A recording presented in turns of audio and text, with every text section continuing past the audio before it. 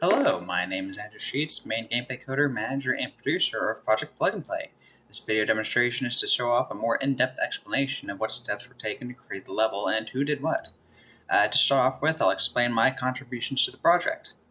As the coder, I created the majority of gameplay, including the first-person shooter elements, RPG mechanics, AI, general combat elements, including stealth and damage, and several other smaller details from the game's code. Although my coding work encompasses the majority of gameplay code within Plug and Play, there is the exception of the ball and chain mechanic and the spawning of the environmental hazards at the end of the game, which were made by Beal.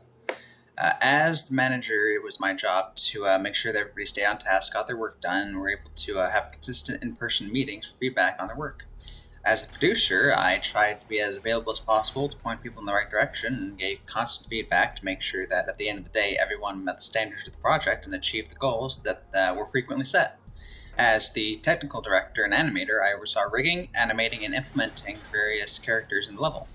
Specifically, I made the animation for the first-person character and the boss enemy, along with acquiring and implementing the animation for the enemy robots.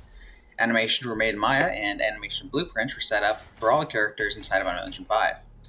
Finally, as the assistant level designer, I participated in many of the visual storytelling ideas and planning, including the level layout, and was in charge of about half of the final asset placement inside the level. Overall, this project was a real challenge. Between managing 7 other people and doing all my in-game job roles, it was inevitable that I was going to have to make sacrifices in order to make this project a reality. However, I am happy I was able to lead this group, and I'm excited to see what everyone does in the future. Hello, I'm James Nix, and I'm the lead 3D artist in our game Plug and Play.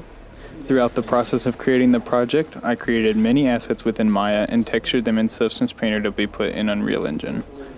I collaborated with my group to create the level design layout, as well as placing our assets into the 3D space. I researched many object and reference images to try and strengthen my design language when modeling, as well as trying to replicate real-life wear patterns on the textures. To add more diversity to the assets in the level, I also learned how to manipulate materials within Unreal Engine to achieve a different look. Hello, my name is Jason Beal. I'm a co-producer, coder, and modeler on our game Plug and Play. I made extensive use of Maya to model and UV 22 objects for our environment. I learned to use many different tools such as cut, sew, and unfold to UV objects properly. I learned the importance of having a different material applied to each appropriate face on a model to support the texture artists. I also used Unreal's visual blueprinting to create a ball and chain weapon. I used a cable actor to display a chain texture I had created in Photopea while the projectile bounces and bends in the engine. As a producer, I set up and used GitHub through the Gitkraken UI and a website called Nuclino for our documentation. Hello, my name is Christian Masters, and I am the primary sound designer and tertiary modeler for the game Plug and Play. Over the course of the last 4 months of the game's development, my primary job has been to find, make, and implement all sounds within the game. Over the term of the game's development, I ended up creating 95 sounds, including reiterations, using either in-house created sounds or taking sounds from online and creatively mixing them together to create more engaging audio for the project. I also made multiple models on the side for the game. I had to also use Unreal 5 blueprints to connect my audio into the game. The primary tools that I used for the project for the sound mixing was Pro Tools, a sound recording and editing program I had been learning about for the last year and a half. I would say creating and mixing the sounds for this game has been an interesting journey. I've had to constantly reiterate old sound effects and do visual scripting in UE5. In the end, though, I've had an enjoyable time working on this game. Hello, my name is Corwin Temple, and I am the particle effects / decal artist and landscaper for Plug and Play. For this project, I created various particle systems using Unreal Engine's Niagara system for use within the level, such as bullet, impact, explosion, and lightning effects. I had one big challenge with this process overall, and that is the amount of advanced and in-depth documentation of Niagara is basically non-existent. So almost every problem that I ran into, I had to solve on my own.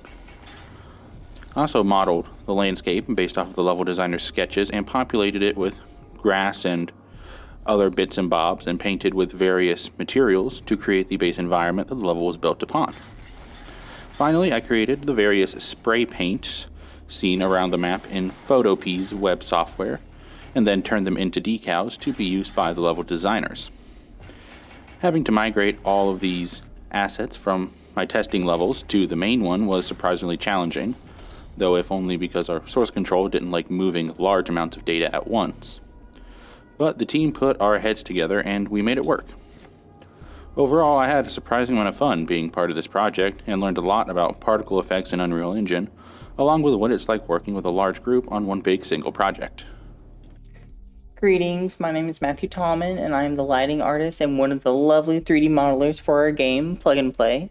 Throughout this project, I created assets that were a necessity for environmental story and design in Maya, as well as full control of the lighting setup within our level using Unreal Engine 5. In the asset pack I created for Plug and Play, there's an abundance of ranging assets that were made using Maya. Our base concept was a junkyard with a futuristic feel, and my main challenges to overcome were what did the crashed spaceship look like, and what can I create as a modeler that would fit within this junkyard scene. I started by creating a few assets based around what I saw within our abundance of reference materials, and I went to work on a revolver, assault rifle, and a few others.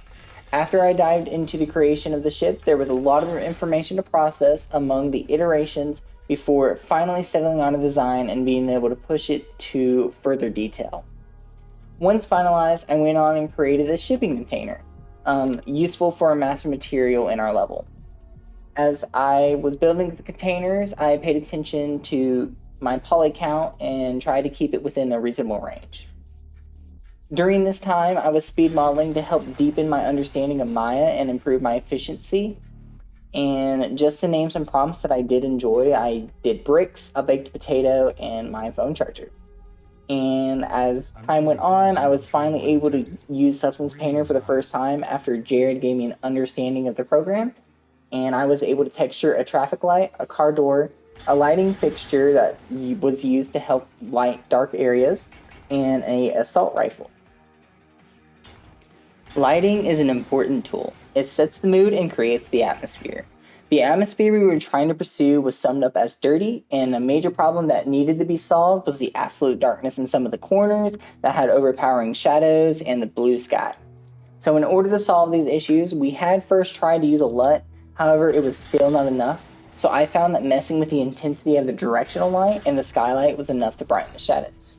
So further in creating the mood, I had learned that using a combination of the sky atmosphere to change the railing scattering to spread light particles, the volumetric cloud to add a cloudier atmosphere, and an exponential height fog to provide a dirtier feel and to give a distance fog so that the boundaries were no longer in view.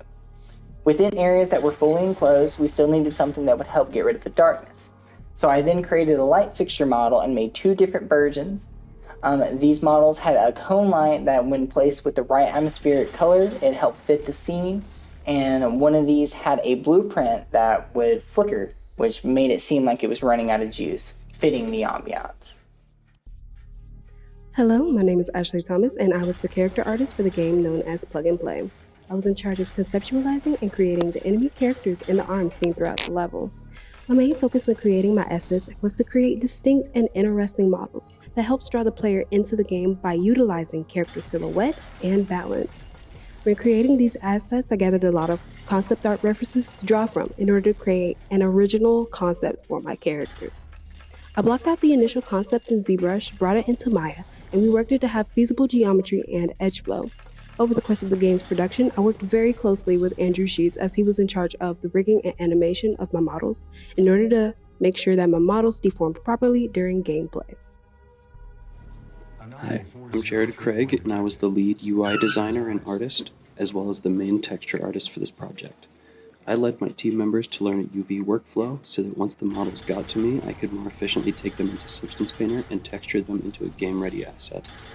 I am not a texture artist by trade, however, I believe I learned and grew a lot with this skill set as the project developed. I personally saw a large improvement in my texturing skills over the course of this project as I learned to be more considerate, purposeful wear, correct material scale, and export optimization. The UI was created to fit with what a robot would see in their own operating system, so I took a lot of inspiration from basic input-output operating systems, aircraft system graphics, and modern tech company graphic design, which you can see in the branding of the OS in the pause screen. I created all the assets in Photoshop and Illustrator before bringing them into Unreal Engine 5, where I implemented them through visual scripting.